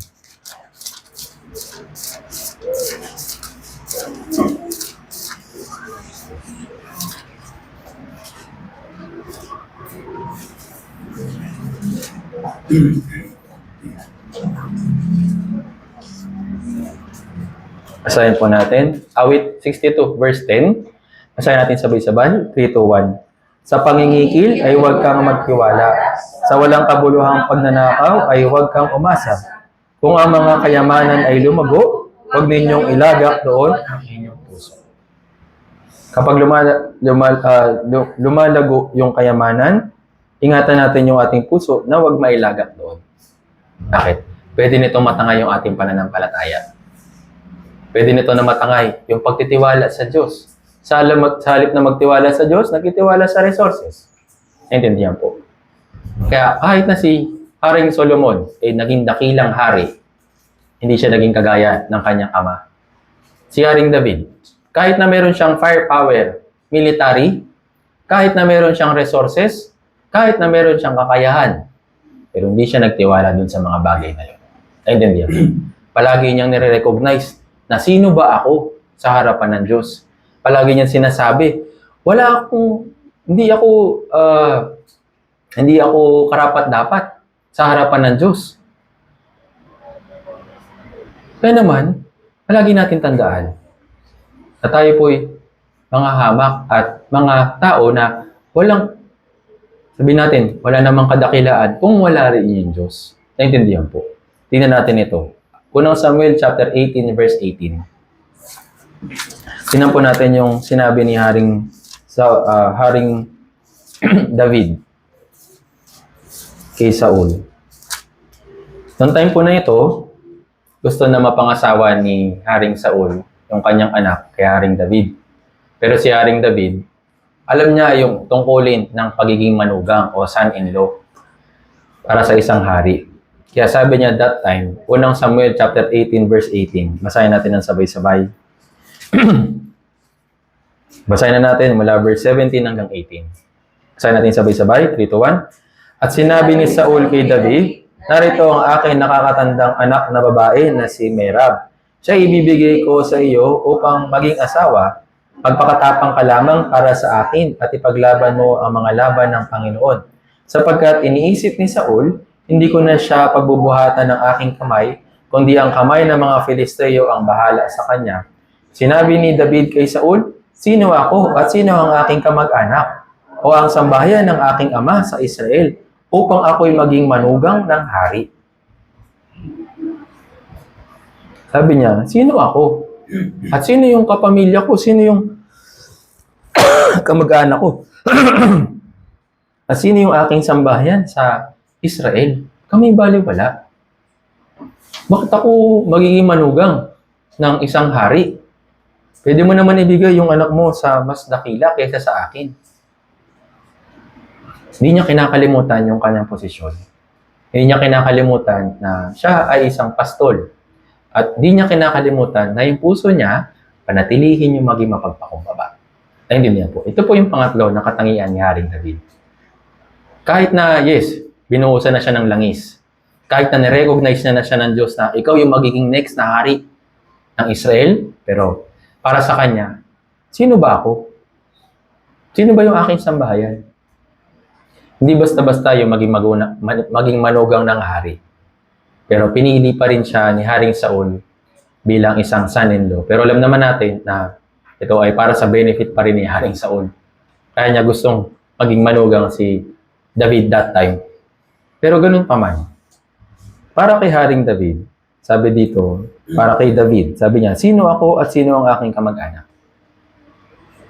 Kahit na nanalo siya kay Goliath, kahit na nagagawa niyang yung tungkulin sa harapan ng isang hari, nagiging tapat siya na alipin, pero hindi niya nire-recognize yung sarili niya na maging mataas sa harapan ng hari.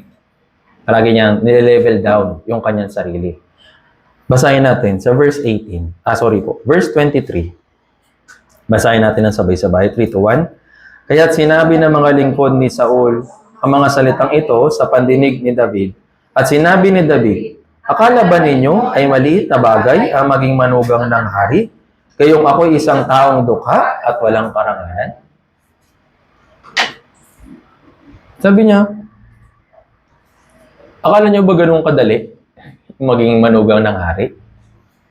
Ganun ba kaliit yung tingin niyo sa pagiging manugang ng hari at ako yung pinipili mo?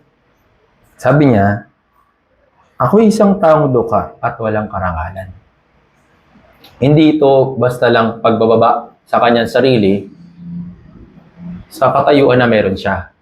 Ito po yung kanyang puso. Naintindihan po.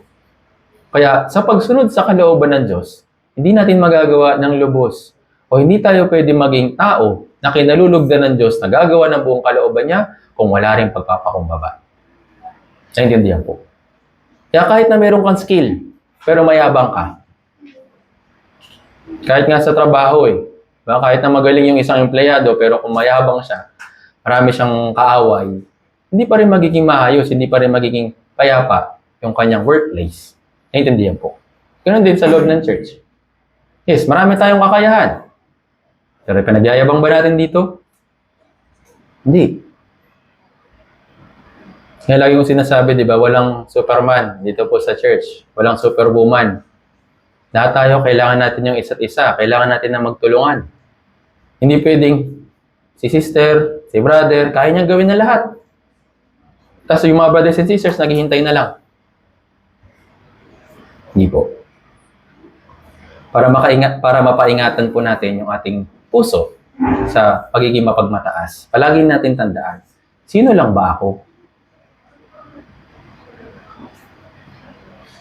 Meron ba tayong pinangahawakan na dahilan kung bakit tayo iniligtas ng Diyos? Kasi dapat talaga ako iligtas sa Diyos kasi ganito ako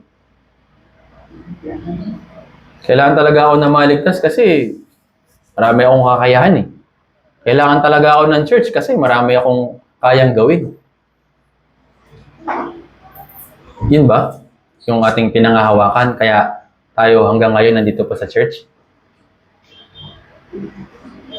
Hindi po maliit na bagay yung pagiging isang Kristiyano. Ito po yung may kadakilaan. Pero kahit na may kadakilaan ito, hindi rin po natin ito dapat na ipagmalaki dito sa loob ng church. Naintindihan po. Wala pa naman siguro sa inyo na nagsabi, kilala mo ba kung sino ako?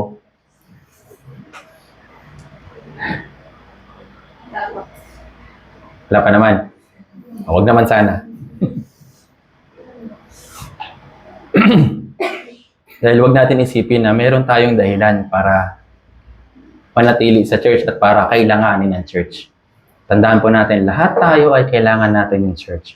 Kailangan natin yung isa't isa. Dahil may mga bagay na kulang tayo. May mga bagay na hindi natin magagawa. Naintindihan po. Last time, nagkaroon po ng fellowship kasama yung mga sisters, mga nanay sa Kalawan. So, meron pong isang illustration na pinagawa sa kanila si Pastor. So, kung meron kang pag-ibig sa sarili mo, yung kamay mo naka-close. Tama po ba? Kasi love mo yung sarili mo Pero kapag may pag-ibig ka sa iba, yung pag-ibig mo, ay yung mga kamay mo, ano yung formation? Open wide. Tama po ba? At kapag may mga tao na yung puso nila ay may pag-ibig din sa iba, yung kanilang mga kamay, handa rin tanggapin yung iba. Kaya pwedeng merong hawak kamay na bisig. Tama po ba? May connection sa bawat isa. Kaya naman, kung iibigin lang natin yung ating sarili, kung papahalagaan lang din natin yung sarili natin, kung itataas lang din natin yung ating sarili, ito'y kagaya ng pag-ibig sa ating sarili. Close hand. Pero kung hindi mo itinuturing yung sarili mo na mas sigit kaysa sa iba, at handa ka na maglingkod para sa kanila, at handa mo rin silang ibigin, yung kamay natin maluwag. Naintindihan po. Para lang sa akin, si Jesus Christ, ipinako yung kanyang mga kamay sa magkabilang dulo, di ba? Para sa akin, ito po yung nagre-represent kung gaano niya tayo kamahal. Wala siyang pinili, hindi siya nakaganyan ng pinako. Stretch out yung kanyang mga kamay para tanggapin tayo ng malugod bilang makasalanan. Naintindihan po. Kaya naman, kahit na mahina tayo, kahit na marami tayong kakulangan, pero binigyan tayo ng Diyos ng karangalan. Kagaya ni Haring David. Kahit na siya isang tao na dukha at walang karangalan, pero saan siya nilagay ng Diyos? Bilang isang hari sa Israel. Kaya nga, maalala natin yung sinabi ng Diyos sa pagitan ng Pariseo at maniningil ng buwis. Yung mga tao nagpapakababa, sila ay itinataas. Pero yung mga tao na nagpapakataas, sila ay binaba ng Diyos. Kaya ano po nangyari kay Haring Saul nung itinaas niya yung kanyang sarili? Ibinaba siya. Pero si Haring David, yes, sa puso niya, pinanatili niya yung kanyang pagiging mapagpakumbaba. At sa huli, nilagay siya ng dakila na hari sa Israel. Kaya kahit nga hindi ligtas, kilala siya. Kasi ganun nangyari sa history ng Israel. Kaya naman, itunuring tayo bilang mga anak ng Diyos. Pero kahit na tayo po'y mahina, meron tayong karangalan.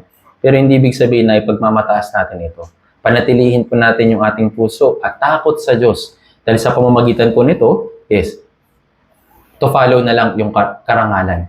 Sabi sa Kawikaan, chapter 15, verse 33, ang takot sa Panginoon ay pagtuturo sa karunungan at ang pagpapakumbaba ay nauuna sa karangalan.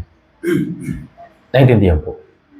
Kaya yung puso natin, kagaya ni Haring David, bagamat ang puso niya, hindi siya sapat, sino lang ba siya, wala siyang karangalan, pero kalaunan, ginawa siyang hari sa Israel. Naintindihan po.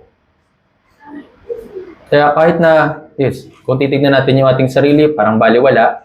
Kung titignan natin yung ating kalagayan, wala naman talaga tayong ay pagmamalaki. Pero tandaan po natin, isang bagay po yung ipagmamalaki natin. Kagaya po ni Apostol Pablo, ipinagmamalaki ko si Kristo. Ipinagmamalaki ko yung krus ni Kristo. Naintindihan po. Kaya tandaan po natin yung katangian po ni Haring David na pagiging mapagpakumbaba. Tingnan po natin ito. Awit 147, verse 6. Awit 147.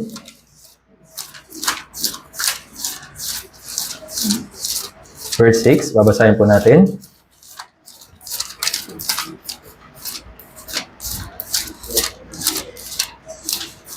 Awit 147, verse 6. Basahin po natin ng sabay-sabay. 3, 2, 1. Inaalalayan ng Panginoon ang nahihirapan. Kanyang nilulugmok sa lupa ang masama. So yung mga tao na nahihirapan, ibig sabihin, hindi nila magawa. Kasi maraming kulang sa kanila, pero umasa sila sa Diyos. Inaalalayan sila ng Panginoon. Pero yung mga tao na masama, mapagmataas, ilulugmok sila sa lupa. Naintindihan po.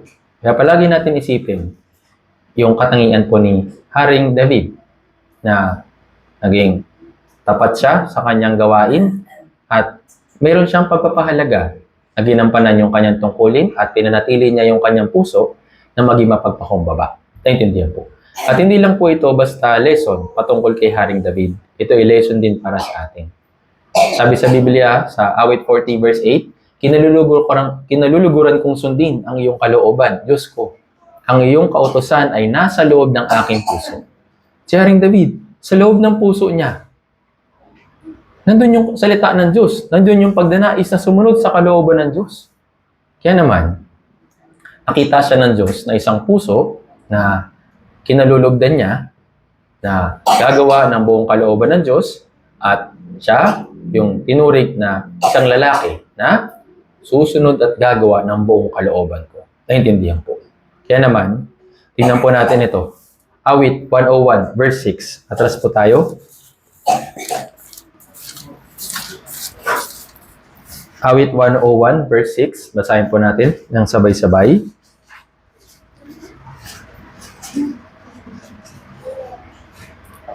Awit 101 verse 6. Basahin po natin sabay-sabay. Dito 1. Ang mga mata ko'y itititig sa mga tapat upang sila'y makatirang kasama ko. Sakdal na daan ay maglilingkod sa akin. Sabi dito, ang mga mata ko'y itititig ko sa mga tapat sa lupain. Hinahanap ng Diyos yung mga tao na mayroong kagaya ni Haring David. Yung katangian ng pagiging tapat, katangian ng pagiging mapagpakumbaba, at katangian na hindi nagpapabaya. Kaya naman, nawa brothers and sisters, matagpuan din nawa tayo ng Diyos kapag siya dumating, maging kagaya ng puso ni Haring David. Isang lalaki na aking kinalulugdan at isang lalaki na gagawa ng buong kalooban ko.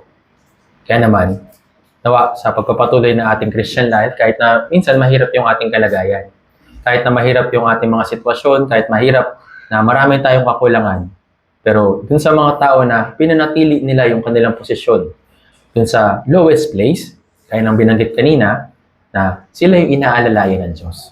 Sila yung tinutulungan ng Diyos at nilalagay dun sa kadakilaan. Kaya naman, brothers and sisters, kuhanan po natin yung lesson, yung pamumuhay po ni Haring David. Yes, may mga kahinaan din naman siya, alam natin ito. Pero hindi lang naman yun yung highlight para sa kanya. Na-highlight din sa kanyang Christian life o dun sa pamumuhay niya, yung mga katangian na napag-aralan po natin. At sana, ito rin po yung matutunan natin habang nagpapatuloy tayo sa ating Christian life. Isang bagay pa po, pakisama po sa prayers yung ating pag-renovate dito po sa karagdagan na facility dito po sa labas. May parking area po tayo, di ba? So, mainly, yung plano ay doon po tayo makisermon. Pero for the meantime, habang hindi pa siya ayos, kasi pumapasok pa po yung ulan at mayroong pang-init, hindi pa tayo makalabas doon para magkaroon ng gathering natin. Pero sana, this month, magamit po natin ito kasama ng mission team. Kasi kung dito tayo sa loob lahat, kasama yung mission team, at kung sasama yung mga brothers and sisters, sa Christian Living Seminar, hindi po talaga tayo magkakasya. Kaya, pakisama po sa panalangin na magawa po natin ito ng sama-sama na mayroong iisang puso. Although hindi man lahat makatulong physically, pero sana lahat po tayo ay sama-samang tumulong sa pagpipray. Naintindihan po.